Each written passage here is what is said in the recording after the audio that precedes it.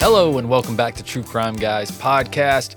Guys, thank you for joining us today on a day where we would typically do headlines and shenanigans, but a lot of the headlines we don't really want to touch right now. A lot of political stuff, things like that, and shenanigans weren't shenanigan-y enough. Does that make sense? They just weren't. And so this week we did a Patreon exclusive over on Patreon, where we did a topic that it's completely different from anything we've ever covered before, but we talked about the 400 list. Now, if that sounds familiar to you, I'm not talking about the 400 most important people in the world. I'm actually talking about a secret list that the Secret Service keeps of possible presidential assassins. Yeah, I didn't know about this either, but we talked about that and much more of America's Most Wanted on Patreon this week. So go check that out, patreon.com/truecrimeguys. But for today, you're actually going to get a little taste. Probably one of the most disgusting tastes of Patreon, but a taste nonetheless. And this is the Anthill Kids. So this is a fair warning up front, which I'm sure we warned you in the past episode. But here's another one. This one's gross. It has violence and sexual assaults towards children, towards everyone. So it is an awful cult. If you've never heard of the Anthill Kids, buckle up because this is one for the ages, peeps. So I hope you guys enjoy this Patreon exclusive, and we'll see you next week with a new TCG case right here on the free platform. Okay? Until then, keep creeping, guys. I'll see you on the other side.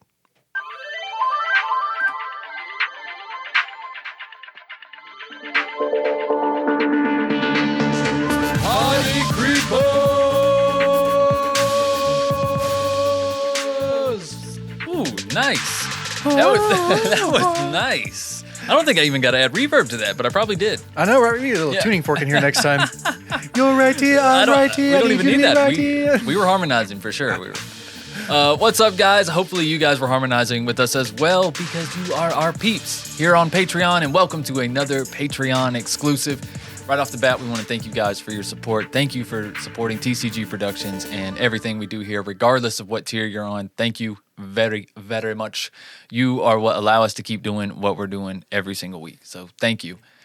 Now, we know that for the past few months, it's been a bit of a cult carnival around here, Andy, if I say so myself. I think I know exactly what you mean by that. We've done a lot of cult shit here on Patreon, but we did say we were going to. I mean, we have a whole patch. This I would call the climax of the cult shit. Right. This is when like the real fair comes down. We're going to take a break from cults after this, actually. I think we might actually have to. Maybe from podcasting. No. But you know what I mean? Like when a carnival comes into town, it's shocking, right? And clearly unsafe. Yet somehow it just keeps moving from town to town and dodging lawsuits. You know what I mean? That's kind of like how this group was, I think. Oh, yeah. I know exactly what you mean. The carnival that's of a lot of duct tape on that. There's exactly. But unlike carnivals here at TCG, we at least warn you, okay, about shitty and awful topics that we are likely to discuss in this episode. Very likely. Actually, we will. We will discuss horrible things. Because the group that we're covering today makes some of the other cults that we talked about honestly look like Vacation Bible School. Remember that? I do. Nothing like this cult, is it? No. That's probably how they start, though. Right. I think this cult could have benefited from a Vacation Bible School. They needed Jesus. They needed something. Wait a minute. Benefited might not be the right word. But anyways, guys, on this week on Patreon, we are covering the Anthill Kids. If you can't see how excited I am, I'm so excited. I can't wait. I'm so glad we're doing this. Oh no. Yeah. I love studying this, and I'm so glad we're talking about it. But basically, the main focus of today's episode is Anthill Kids, but mainly the leader, Roch Theriault, because he was crazy. He was absolutely nuts, and his following really wasn't that large of a group of people. No, it's a smaller cult when you take a look at right. it. It's not the Jonestown. It's not the big group of people like the Branch Davidians or anything. And they, as a cult, didn't really prey on other people or cause harm to other people outside of the cult. It was more just Roch Theriault experimenting. It was on his own cult members, pretty much. It was damn near like constant like Nazi experimentation. The dude was sadistic. He just wanted to to fuck shit up. Yeah, I've not been looking forward to this one. Megan has not been enjoying researching this one. I've gotten so many just cold stares. I bet. It just takes the headphones off. Have to cleanse. Yeah. What did I just listen to? It just takes them off. I love this man. I'm doing this to help him. Oh my God.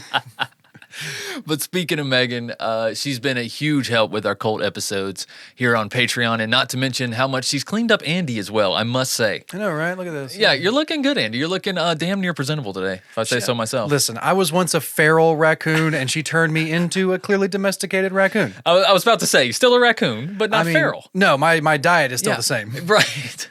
I mean, you can't change everything too fast. No. Baby steps. Baby steps. But speaking of feral raccoons, the Anthill Kids cult was started by the charismatic yet dangerous Roch Theriault, who became known for the sadistic and brutal treatment of pretty much all of his followers. No one was safe. In the 1970s, he convinced a small group of people to abandon their lives and possessions to go with him to an isolated community in rural Quebec. Quebec? Quebec? Sorry, we're about to do a Letterkenny bit. Too right much here, Letterkenny shit, Quebec? man. I knew you were going to bring up Letterkenny. I just didn't know it'd be this early. Quebec? Sorry, I couldn't help It's it. all Man. right. I saw it the title. It's all right. Letterkenny. You ruined the whole summary, the whole spiel. This is what we put at the beginning of the episode. You're lucky this is Patreon, Andy. I would cut all this out. You know what? It's Patreon. I'll let you get right back to it. Thank you.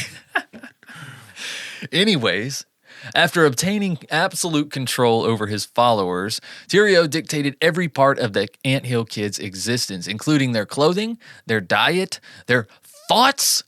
Can he even do that? I mean, I guess so. I mean, Elon Musk is trying to, but still. I mean, their communication, and probably most disturbingly, though, their medical treatment and what type of help they were allowed to have, if any, by anyone other than himself. Yeah. He's a psychopath.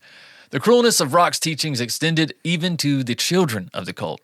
They suffered beatings, starvation, and relentless labor, while adults took the brunt of, but not all, of Teareo's sexual abuses.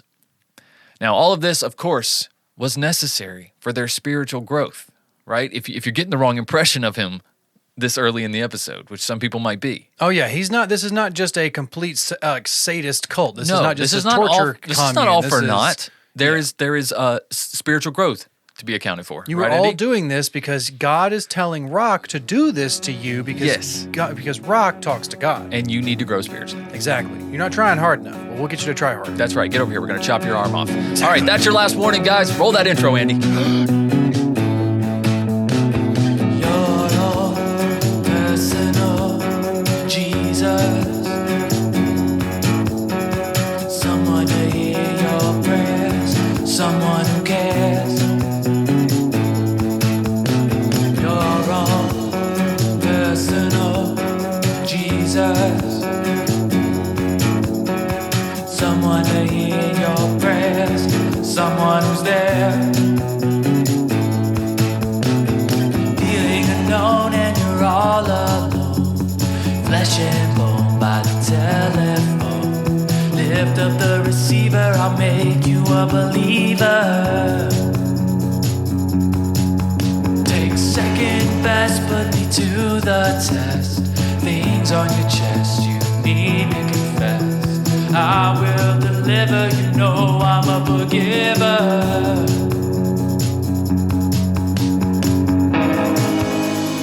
Reach out and touch faith.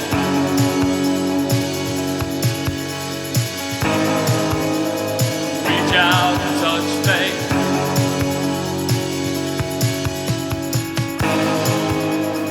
Reach out and touch faith.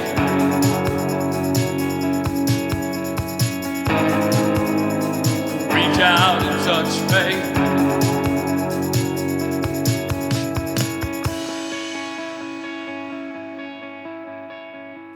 All right, Andy, so let's start at the beginning. Let's see how the Roch was formed, if you will. All right. You like that? Exactly. Pressure, under pressure. That's how they're Lots of pressure, apparently. Roch Theriault was born on May 16th, 1947, to a French-Canadian family, and he was raised in Thetford Mines. He was one of 7 children and claimed that his father was abusive to him throughout his childhood. Now, his father would deny these claims, of course, although neighbors were mixed on whether there was actual abuse or if it was just a case of strict, ultra-Catholic upbringing.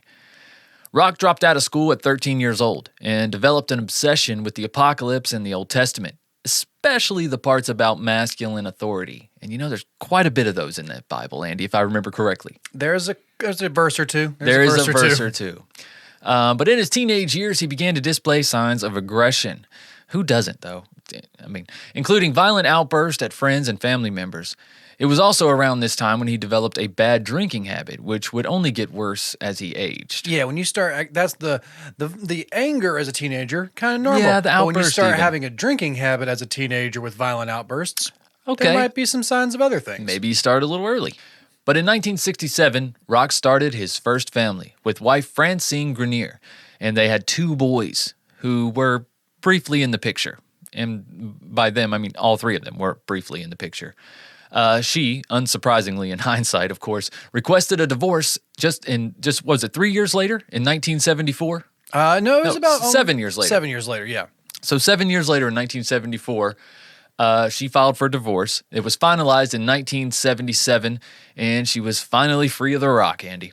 But lucky for her, she had escaped his clutches before the shit really hit the fan with this guy. I really could. She saw the writing on the wall. As soon as I saw that she was like finally free of Roch, all I could think of was Sean Connery, and he was just like the one person who escaped the Roch.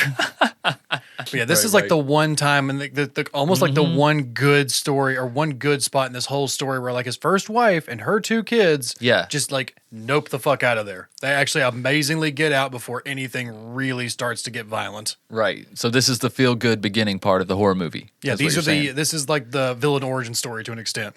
Right. So, as we touched on earlier, Teareo was raised Catholic, but he converted to Seventh-day Adventist Church in January of 1977 and began to follow their teachings, mainly the ones about giving up alcohol, tobacco, and processed foods. Not so bad, right, off the bat. I mean, we'll see how well he sticks to it, but yeah. Yeah, exactly. But by May of that year, he was selling literature for the church and teaching a course on smoking cessation, or as he called it, detoxification. Just getting all those toxins out. That's right. I mean, obviously he's talking about tobacco, right, Andy? Yeah, he's not cigarettes, nicotine. Yeah, right. And around this time, old Roch attracted 5 whole followers, Andy, from these speaking events that he was going on. And they moved into an apartment that all these followers, all 5 of them, moved into an apartment with Roch and his girlfriend / future wife, Gisèle Lafrance. That's a beautiful name, I will say. Did I say that right? I do believe you said that right. I don't think know. The name is so beautiful, I knew how to say it. It just flows. I don't know if Gisèle I've said it Lafrance. out loud before. I was just like I reading it said. like that in my head when I was going over the timeline, obviously. Yeah, But it's just a beautiful name. Gisèle Lafrance. seriously. Oh, Gisèle. I'm blushing. it's like- I'm blushing just saying it. It's like a perfume. Like it's a perfume like fragrance. Right? Gisèle Lafrance. It From Dijon. it's fancy. It has a big promise with it. right. But unfortunately, We'll see. she went with the Roch. She went down with the Roch. But his time with the church, however, was short-lived. After he was expelled in 1978 when he tried to forcefully gain a leadership position within the church.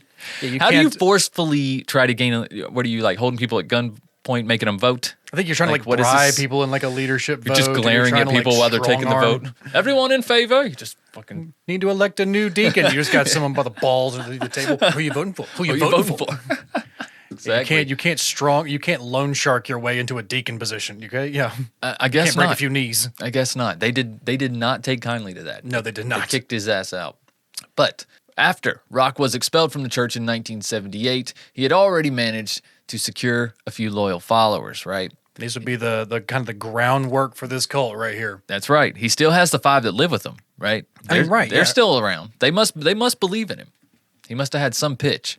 Roch had also completely convinced himself that he was the people's savior and strongly believed that he was put on earth by God to save the world from evil. And of course, Andy, that pesky apocalypse. Listen, he is not the people's savior. He is not the people's champion. He is No. not the people's spokesman. That is the wrong Roch. That is the wrong Roch. That is That is the not the wrong. That is Roch. the Roch. That is the people's Roch. The people's champion Roch. He's the only one that can save us from the apocalypse. That is the Roch. I don't know if it's true or not, but the Roch claimed that he was approached to run for president by one of the parties. I don't even know which party it would be. Do you? The People's Party. The He's the People's people's Party. champion. Is it the People's Party? He's the people's champion.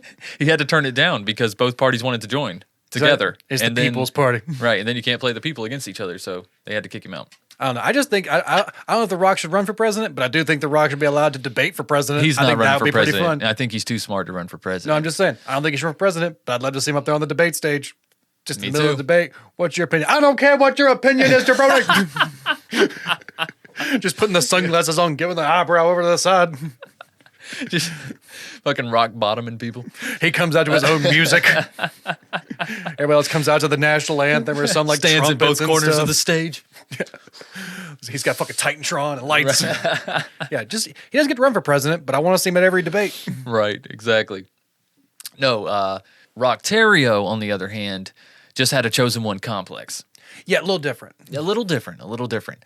Teareo now had a new goal, though, and that was to create a free-thinking commune where all his acolytes could listen to his teachings and live as equals, with him being greater than them, of course. I mean, You guys are equals. yeah, but I mean, I'm all of like The Rock. My name's Roch. I mean, I'm The Rock. Right? I'm the guy who you guys are built on me.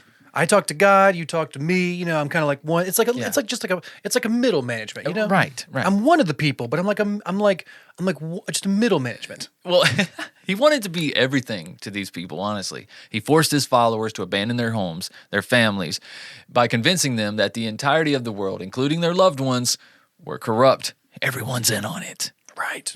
Teareo and his followers lived according to his personal interpretation of the Bible, like most cult leaders, and they accepted him as their own personal Jesus.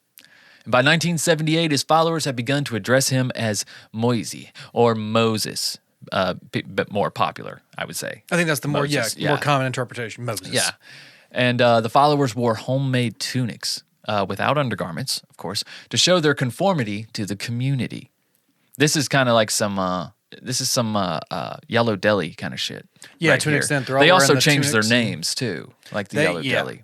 Same thing here. They all get their biblical names. They all Yeah. get their different identities. They all wear their tunics that they all made. Yeah. And Teareo's delusions grew along with his power over his flock, and he predicted that the world would end in February of 1979. You know, that's when you know you really start getting a good hold over your cult, is when you set that date, when you get the balls to set that date. Like, imagine how confident you must feel in yourself. That means just day after day, you're just being affirmed that you are the all-knowing, that you are the greatest, that you are a prophet. Yeah, you picked a really soon You're only date, too. surrounding yourself with those types of people in order to pick a date, man. To pick that soon of a date, too. Right. Like, to not even pick, like, the 5 years out, 10 years out. Like, from 1978, he says the world's going to end in February of 1979. Right. Like, you got a year to build this commune, make yourself right with God, trust everything I say, and we're going to get the hell, like... But see, wouldn't that It's a short amount of time. encourage your followers to get more on track? Oh, it's See going what I'm to saying? light a fire under some of those people. They're going to be like, whatever you say, we just don't want to get left behind. Mm-hmm. You know what I'm saying? But now, to prepare for the apocalypse so they wouldn't be left behind, Roch and his followers at the time, 4 men and 9 women and 4 children, they moved to Eternal Mountain near the Gaspé village of St. Jogues. Is it St. Jogues? I think it's St. Jogues or Yogues. Yogues? This actually might be like the Anchorman. Yogues? Might be a soft J. Maybe a soft J. It's actually the one time the Anchorman thing might actually work. Yeah. But either way, in this Gaspé village, they built a commune of tents and log cabins. Now, Roch, like all good supervisors, had his followers build their town while he relaxed, of course, comparing them to ants working in an anthill. Look at those little ants out there. Thus giving the cult its now infamous name, the Anthill Kids. Right, like I said, you were literally. It's like almost like the best representation. He was like a kid with an ant farm, and these were literally his little experiments. Yeah. He was God over He's them like, look all. at him go. What happens if I tell him don't go this way? What happens if I shake it this way? Right? What happens if I hit this one with a hammer? Right? Yeah. Yeah. However, February of 1979, that doomsday came and went, and the world kept on turning. Surprise, surprise.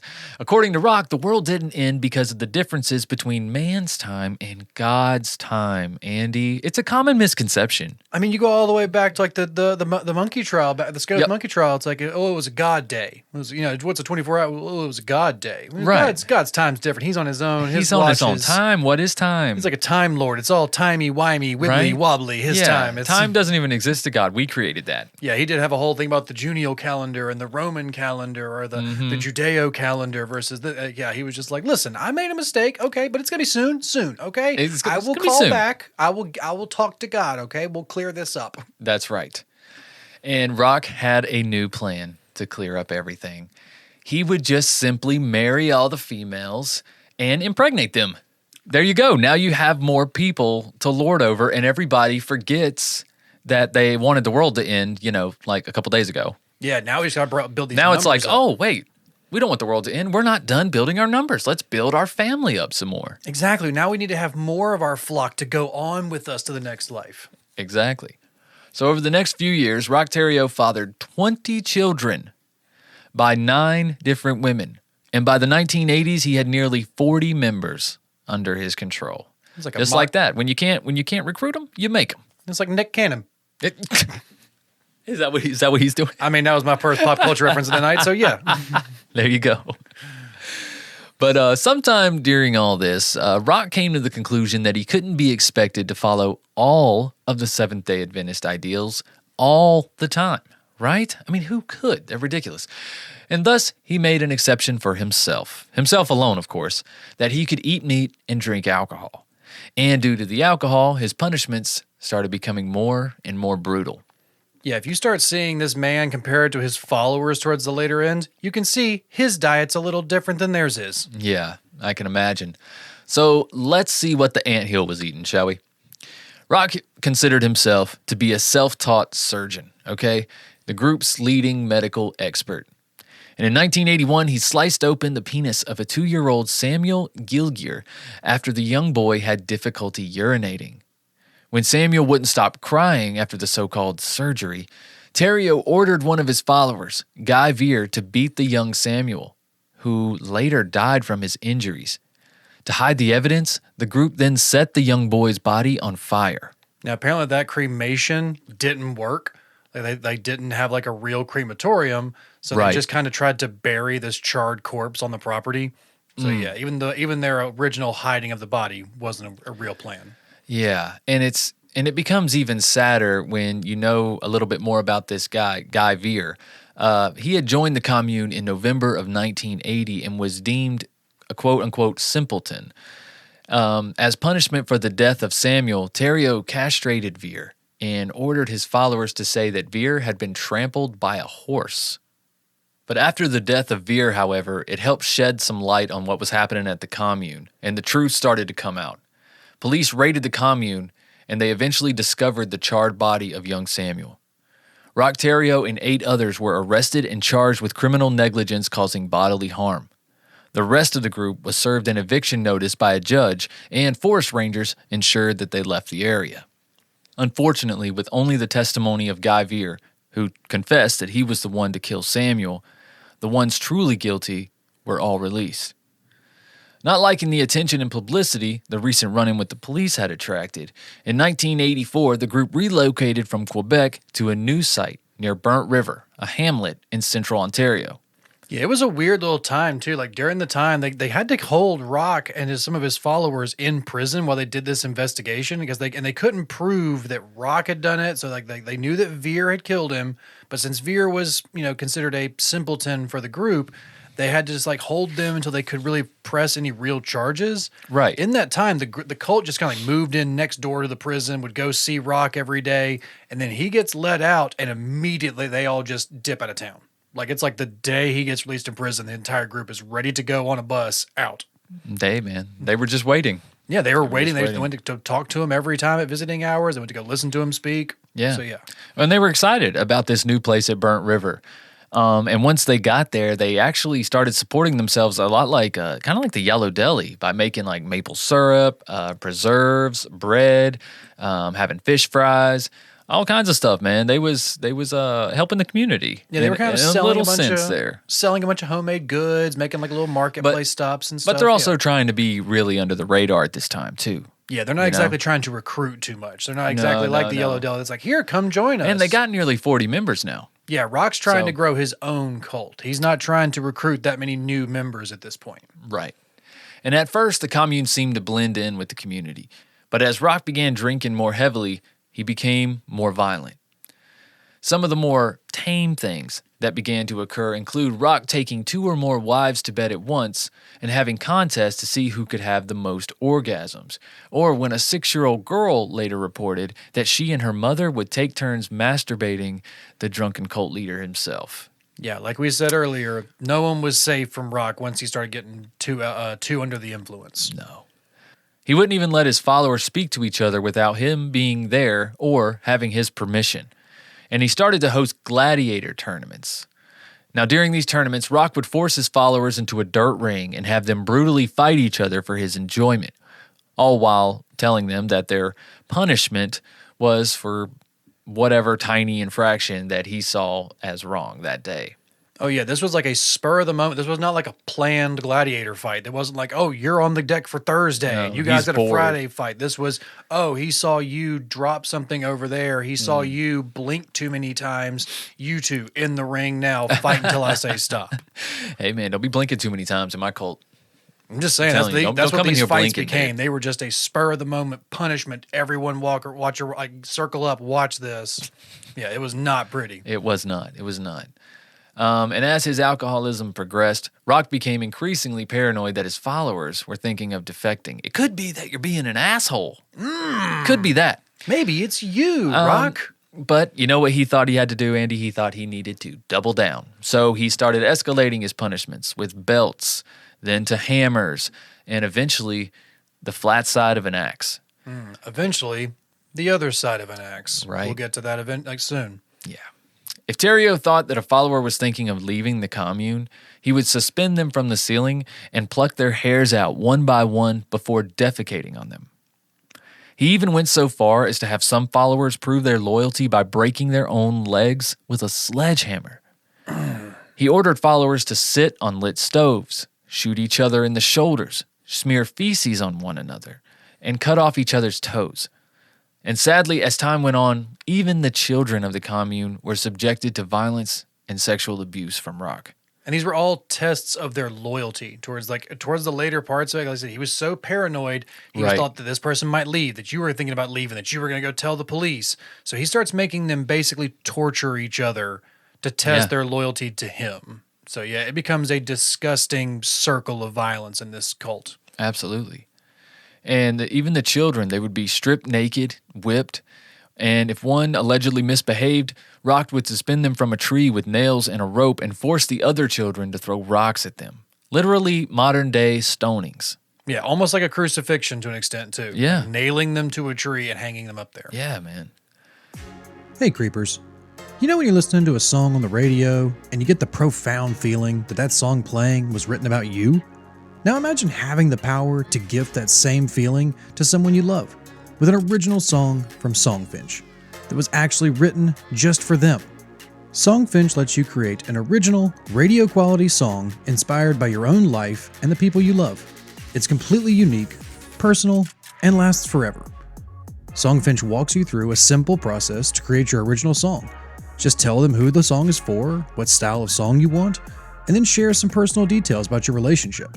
Then, an actual Songfinch musician of your choice will write, record, and produce your original song in just 4 to 7 days. That's what I did, creepers, and I could not be happier. I had a very special anniversary coming up with me and my girlfriend, so I went on there, I picked my own artist, I wrote the details in for the song, and here guys, if you want to take just a tease of a listen to what I got for my anniversary, listen right here. We're both writers and we love stories. That's where I started to merge.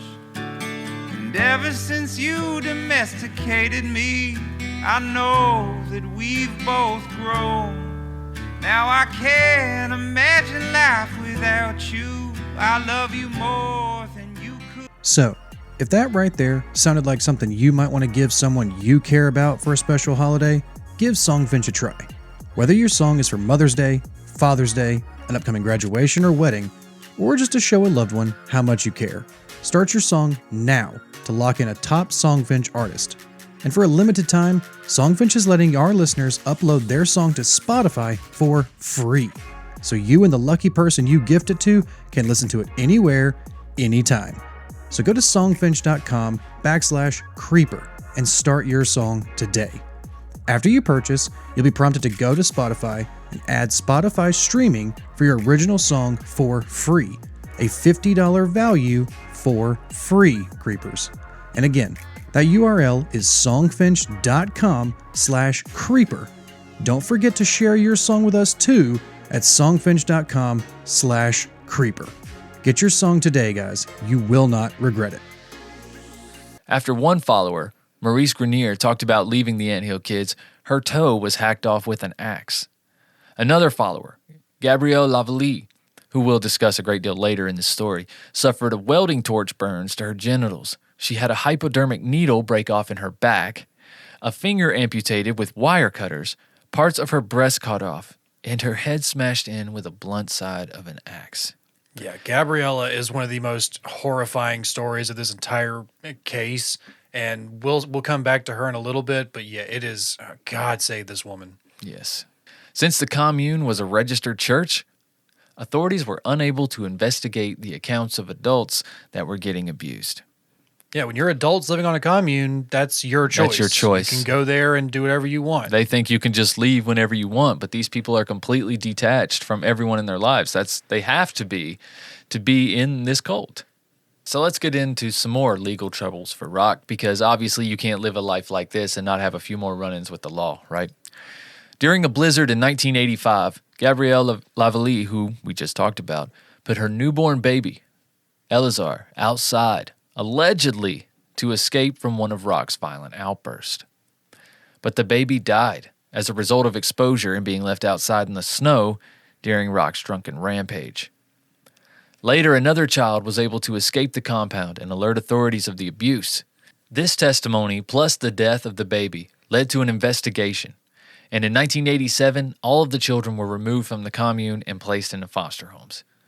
Now, while this should have ended this nightmare, Children's Aid were only able to save the children, so that meant the commune continued to persist, but now with only 2 men and 8 women. Following the legal removal of the children, Teareo became even more violent. Yeah, now you've kind of taken apart. You've taken his army. You've taken his followers. You've taken this entire You've taken cult his that he's future. built. Yeah, you've taken his future, his lineage. Legacy. Yeah, Right. his legacy. So Roch reverted back to the original religious mission of the commune, believing that he needed to rid his followers of their sins through purification sessions, where the members would be stripped naked as he whipped and beat them. In September of 1988, one of the remaining members of the Anthill Kids, Solange Boilard, complained about her stomach. When survivors later described her symptoms, professionals advised that she most likely had appendicitis. But don't worry, you got Dr. Roch, right? That's right. Don't worry. Appendectomy, you don't need that old garbage. Come on, lay down here on the table because Dr. Moses will take care of you. He ordered her to strip and get on the kitchen table. Teareo punched Boilard in the stomach and then shoved a plastic tube up her rectum to give her molasses and an olive oil enema. He cuts into her abdomen and pulled out her intestines with his bare hands, ripping off a piece and then stuffing the rest back in. Remember, this is dirty, commune, drunk, unshowered Roch Theriault. The There's confidence, no gloves here. dude. Yeah, there's no gloves here. There's no sanitation. a There's no psychopath. sterilization. Yeah. So this poor woman was stitched up by Gabrielle Lavallee, and Roch had other women shove a tube down Boilard's throat and blow through it. Boilard somehow survived until the next day when she finally, mercifully at this point, honestly, passed. Never fear, though, because Teareo claimed that he had the power of resurrection. He had his followers remove Boilard's uterus and saw off a portion of her skull so that he could work his resurrection juju by ejaculating into her brain and bringing her back to life, of course, Andy. I mean, it's this age-old procedure. I mean, that's what they did in the Bible, right? Man, I must have skipped that book, man. I mean, I think I misread a chapter. Yeah, I don't think it was a Sunday school lesson. Wrong lesson. Yeah. So when she obviously didn't resurrect, Roch ordered his followers to bury her body on the grounds of the commune. But before that, he removed one of her ribs and kept part of it in a leather case around his neck, also giving some of her bones to other followers for their very own keepsakes. such a serial killer thing to do right there. That just lets you know, like, this guy just wanted to do sadistic shit. Yeah, And he found that this was the best way to do it. because in his mind or in his like teachings, you have to understand all these women were his wives. He had married them all. He loved them all. So he was saying, I have to keep a piece of Solange with me at all times. I'm going to carry this around, and you should all keep a piece of her with you as well. Our faith wasn't strong enough, so we should have a reminder of her with us. Yeah, it's just a twisted reality this person has created. So in November of 1988, Gabriella, who we've mentioned several times, who had assisted with Solange's surgery a month before, complained that she had a toothache. So Teareo responded by ripping out 8 of her teeth with pliers. I mean, you want to make sure you get the right one, Andy. Oh, yeah. You know, it's like, where does it hurt? This one, that one. Well, we better grab about 7 more in that area just to be sure, because the swelling, you never know which one it might be. You never know what teeth. Those roots go deep. You never know. That's right. You might as well just pull them all, honestly, just to be safe. And of course, he's so drunk. It's more or less he doesn't even know that he's pulled the right tooth. He doesn't even know if he's pulled a tooth out. He just keeps going back and forth and saying, "No, that's not the right one. It's this one." Still hurt. Yeah. Yeah, it's an absolute it's like a scene out of a Rob Zombie movie almost. It's awful. Yeah. But later that night, Roch chased her around with a knife and cut the tendon in her hand. The wound then got infected, and it's suspected that gangrene set in.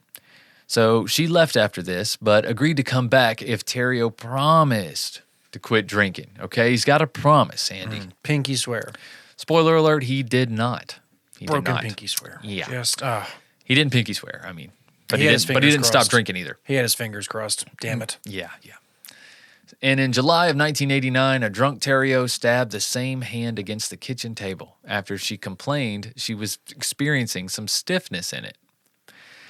Why do people complain about anything in front of this guy, Andy? Like, if I could be literally dying of a stomach tumor, I wouldn't say a fucking word. Yeah. I would not say a word. I would just be over in the corner, breathing heavy, sweating.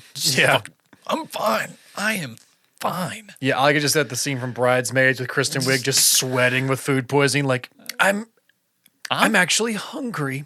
I could use a big meal. Just yeah, right. Exactly. I'm not complaining to this man about any pain I've ever felt in my life. Nothing. I am great. I am super great. Not a headache. Not a sprained ankle. Nothing.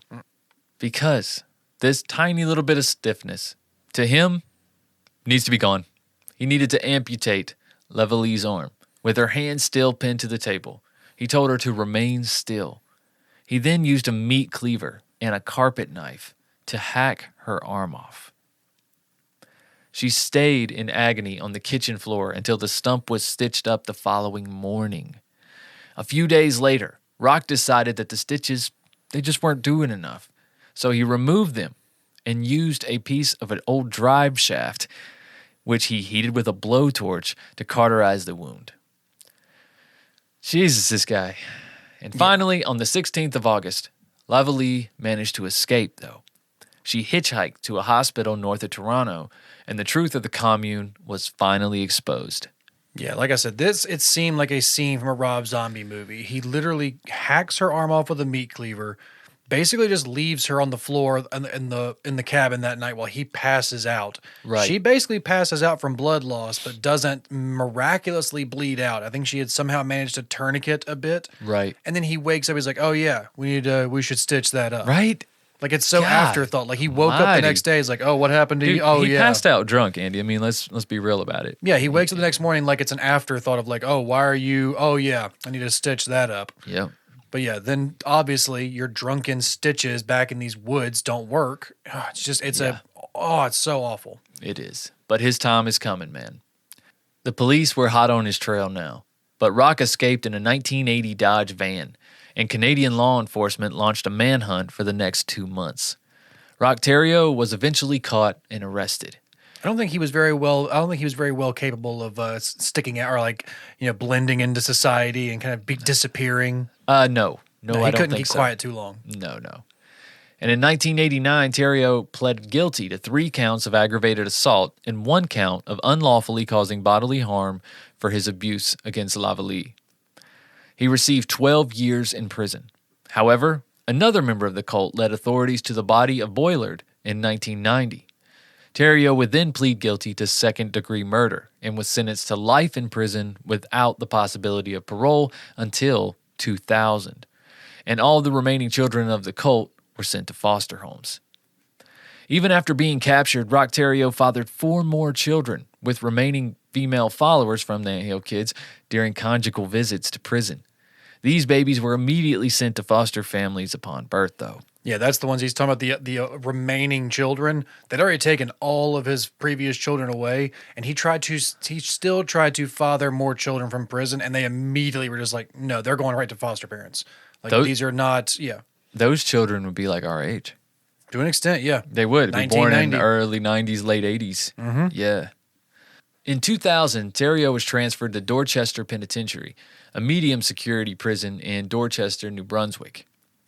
And in 2002, Teareo was rejected for parole as he was considered too high a risk to reoffend, and he never applied again. Yeah, Teareo's behavior in prison didn't really change. He was still meeting with his followers. He was Right. still trying to further his cult. Yeah, you're not really making a case for your parole hearing, my dude. No, you're going to go right back to your old life. And in 2009, Teareo tried to sell his artwork on a United States-based website, murderauction.com, which called itself a true crime auction house, and was willing to sell some of his drawings and poetry. But luckily, the Correctional Service of Canada prevented the artworks from leaving the penitentiary. And the Canadian Federal Public Safety Minister, Stockwell Day, wrote to the Correctional Service to say that he was concerned the killer was benefiting from work in prison. I think he was clearly trying to. He was trying to. Yeah. And in February of 2011, at age 63, Teareo was killed by his cellmate, Matthew Gerard MacDonald. MacDonald stabbed Teareo in the neck with a shiv. He walked to the guard station, handed them the weapon, and proclaimed, "That piece of shit is down on the range. Here's the knife. I've sliced him up." Since MacDonald was already serving a life sentence for murder, and the Crown only hands out life sentences for murderers, he was not given any additional time for killing Teareo. Yeah, they can't double down on it. That's right. That's it. This actually that reminded me almost like the Jeffrey Dahmer instance, where like just killing a murderer in prison, but it's almost just like it's one of those like the poetic justices. It's like, oh my God, what did you do?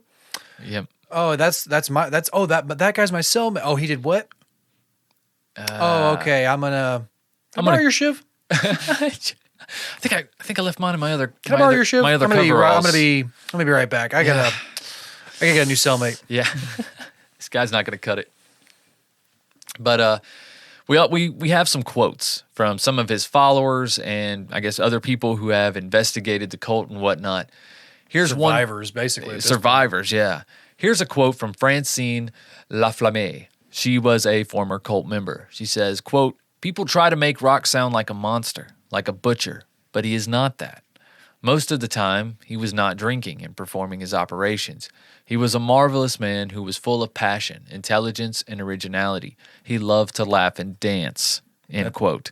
Well, see, all that stuff is fine.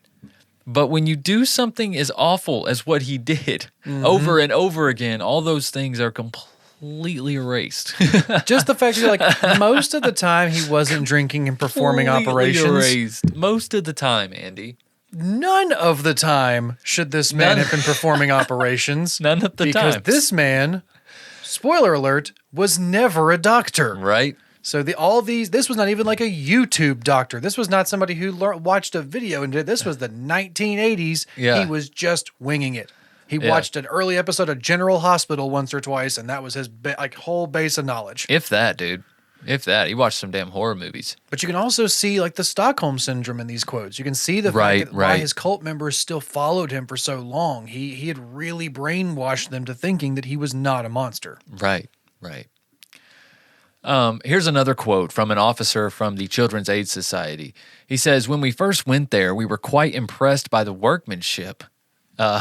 He actually said that in an interview following Teareo's murder. He said, "They seemed healthy enough at that point," which was in 1984. "We didn't have any immediate concerns." Yeah, this is the End reason they quote. could get away with that first murder from the child. Right. They were like, everybody seems kind of okay. I mean, this kid died. Look, 2-year-olds die a lot. I mean, I guess it's maybe something happened out here, but yeah. Yeah, so later, after the children were removed, the mothers were given the chance to leave with their children. And surprisingly, most mothers did not take that opportunity. Here's a quote from Jalapo. He says, most of them decided not to because they were scared of him. They were scared he would haunt their dreams and come after them and kill them because they were brainwashed, end quote. Basically, he tortured everybody to get control over them, which was his undoing in the end.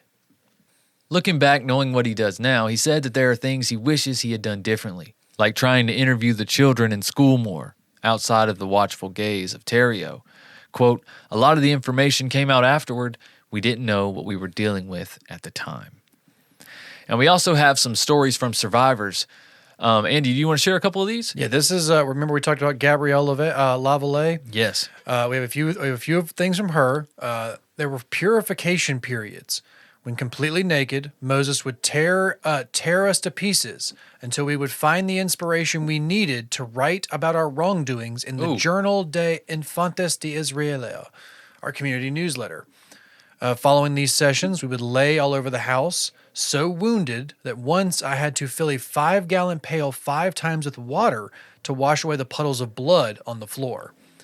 Like I said, Gabrielle Lavallee, who had her right arm chopped off, says he deserves to stay in jail forever. Yes, I agree. The population, including myself, will be able to have a long night's sleep after tonight. Sitting behind him at the hearing brought back all the memories of the time when I weighed 80 pounds and had to help the authorities to capture him. So I felt a lot of emotions, she says. Wow. Yeah, that's the woman who had to go and testify missing her arm that he had just recently She's the one amputated. that spent the night on the floor. Mm-hmm. Yeah. And then hitchhiked, ran away with a recently cauterized stump and found her way to a car to get to the police. So yeah, we have a few more quotes here from some of the children who were raised in the cult. We have some of the other people who have kind of shared their stories in here as well. But Gabrielle talks about some of the same times, and she was talking about how he made everybody else join in on these beatings as well. You weren't just going to be singled out and just beat by Roch sometimes. He's going to make everybody else join in so that you're guilty too. You are culpable in these beatings. And if someone's going to beat you, you're going to beat them. And it's all going to come full circle. So you're all going to be angry with one another. She talks about one time, she says, everyone surrounded me, kicking me, pulling my hair, my pubic hair, my armpit hair. I screamed. I was so scared. I soiled myself. Shua, someone else in the cult, screamed and Moses punched her for screaming, knocking her off of her feet. She got off the floor shaking, walked over to me, and kicked me hard in the stomach, which made me double over. So yeah, he's brainwashed them all into thinking that they're all going to be turned on by each other. They're all going to be beaten by each other. They're all going to be they're all going to be ratted out by each other. They don't know who to trust. They can't communicate. So he's watching over everything. Right. Okay. We also have this Reddit post. Now, Andy, tell me a little bit about this. Where did you find this at? Megan found this right here. This is actually somebody who worked, or his family members with McDonald, the guy who killed okay. Roch Theriault. Right. So, Michael, if you want to read this, I guess, or I can right here. It's I have a family member who started working at the Spring Hill Penitentiary as the correctional officer a few months before McDonald did him in. He told me how the other guards were still talking about it, and he asked for more details out of curiosity. They recanted after murdering Roch Theriault. McDonald calmly walked over to an office where some officers were sitting. He told them exactly what he had done, and they all thought he was joking, until they checked the cameras and saw Teareo dead on the floor with blood pooling around him. They then told McDonald he had to be locked up immediately. He quietly asked if he could just go over and grab a cup of coffee first. The officers obliged and watched him as he nonchalantly stepped over Teareo's body to reach the coffee machine that was on the counter behind him, and then headed back to his cell to enjoy his coffee. There you go. He was legitimately 100% unbothered, like it was stepping on a cockroach for him. Well, that dude's lower than a cockroach anyway, so. So yeah, I mean, that's kind of a fitting death for someone who had glorified himself so much as this Moses, this chosen one, this I am the savior. No, you're going to get shanked in a prison cafeteria. I'm just going to step over you like it was a Tuesday. Well, that's how he treated his followers. Yeah, you got killed like you were less than nothing, dude. You're like, oh, I can perform surgery. Oh, she died. Bury her out in the commune. Yeah, I wonder if he shanked him a bunch of times and was like, go ahead, heal yourself. I don't see you healing, Wolverine. Guess you're not Jesus. Well, Oh, look, he's you're Moses. just bleeding out. Right.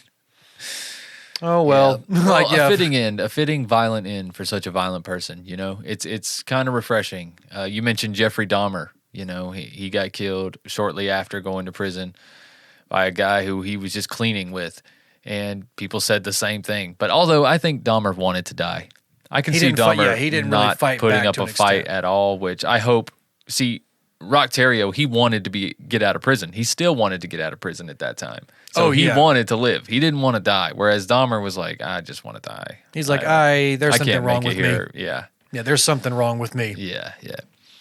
Yeah, But- quite a fitting end for these. You don't get to see a cult leader who's done this many violent acts and stuff get to go out this kind of to get this kind of almost poetic justice. No, I'm glad. Yeah, though. he didn't get the same amount of torture he did, but I'm sure his time in prison was not pleasant. No, because he didn't get killed on the first night. Like, let's not get it No. twisted. Nah, he probably had some experiences. But guys, yeah, That's about who we talking about recently on the free platform with Joe's son about how he got put into a prison with like the child predator and he just like That's right. instantly killed him and then walked over. It was like I killed my cellmate. I need a new cellmate. I just Yeah, beat him to death. Yeah, the guy was like a rapist or something. A child predator, I believe, Yeah. yeah. Okay. Yeah. But yeah, guys, that's the Anthill Kids. Honestly, Andy, I'm glad that's behind us. I really am. I'm glad that's behind us. Yeah, I wanna bury this anthill. Yeah, I wanna just mow right I just over it. want to kick it over, pour some gasoline on it. You know, Throw a cigarette right onto it. just Just light that bitch up. walk away like it's a fucking Boom. Expendables movie. I put way too much gasoline on this. But guys, we hope you enjoyed this. If this type of episode is your thing, great. So happy that we did this for you. But no, this case is part of true crime history. Unfortunately, it's one of those awful truths that I think people need to be aware of. They really need to be aware of how out of hand these cults and these communes and these secluded communities can truly get. So, Yeah. But guys, thank you. Thank you for being a patron. Thank you for supporting us on social media, on YouTube. If you guys haven't, please go subscribe on YouTube. You can watch this episode on YouTube. If you don't, I know a lot of you get your Patreon feed through different podcast apps and whatnot, so you may not even be aware when we're posting videos or other types of posts on Patreon. But the Patreon app itself is actually a lot better now. The mobile app has come a long way from when Patreon came out. I know it used to be garbage. Everybody would be frustrated with it, but it's not half bad now. So, and you also can enjoy Patreon to its full extent. We can put videos up on Patreon now, like I said. We can put like instant short videos. Sometimes we just put text updates, letting you guys know what's going on with the show. And all sorts of things like that. So, as well as early releases for regular episodes. I just realized last week, I don't know why we don't do that, but we're going to start doing that. So, whenever I have the episode done for that week, it'll come out on Patreon right then, ad-free, and you guys won't have to wait. So, thank you very much. Andy, do you have anything? Oh no, man! I am so glad to be done with this kind of a case. We've been on a pretty good, like Michael said, cult carnival. We did a lot of Carnival. kind of variations on a few of the same kind of mentalities and ideologies, but now we came one way out of left field, and we kind of want to go a little bit into the. All right, creepers, just gonna fade that out right there. We are back in the present. I hope you guys enjoyed that Patreon exclusive. There is so much content just like that at patreon.com/truecrimeguys. And for just $2 a month, you can get access to all of the past Patreon exclusives that we have ever done, and we goes way back to 2017. Okay, something else that goes back to 2017, and that's Oh My Gaia. Oh My Gaia has been with us for a long time, peeps. Oh My Gaia is innovative, all-natural deodorant, fragrance, and beard oil company specializing in paraben and aluminum-free products. And guys, there are tons of scents to choose from on ohmygaia.com. That's ohmygaia.com. There's scents like vanilla, cherry almond, sandalwood, lavender, lemongrass, Egyptian musk, coconut, dreamsicle, leather, lumberjack, honeysuckle, fireside, bergamot, amber, pear, sweet pea, sailor, barbershop, and of course, we have our very own scent called True Crime Pine. Okay, True Crime Pine, that's where you want to start. And because you're True Crime Guys listeners, you can use the word creeper for 15% off your order. That's CREEPER for 15% off. Again, creeper 15% off your order at shop_ohmygaia on Instagram. Give them a follow or follow us at True Crime Guys, and we put up links to their profile all the time with advertisements and special codes and offers. But that's ohmygaia.com, ohmygaia.com. You will not regret it, folks. Put some natural deodorant in those pits. Get rid of the aluminum. All right? All right, guys, that's pretty much it. Make sure you check us out on social media at True Crime Guys. Check us out on YouTube. Make sure you subscribe to that True Crime Guys YouTube channel for all kinds of content you can't get anywhere else. As well as Spotify. We actually have music available on Spotify. If you search True Crime Guys as an artist, you can see our multiple albums and singles that we have released there over the years that have stood in for episode intros and whatnot. So, all right, guys, thanks again, and we'll see you next week with a brand new case. All right, until then, just keep on creeping. Andy? Oh, that's right, Andy's not here today. Okay. Bye.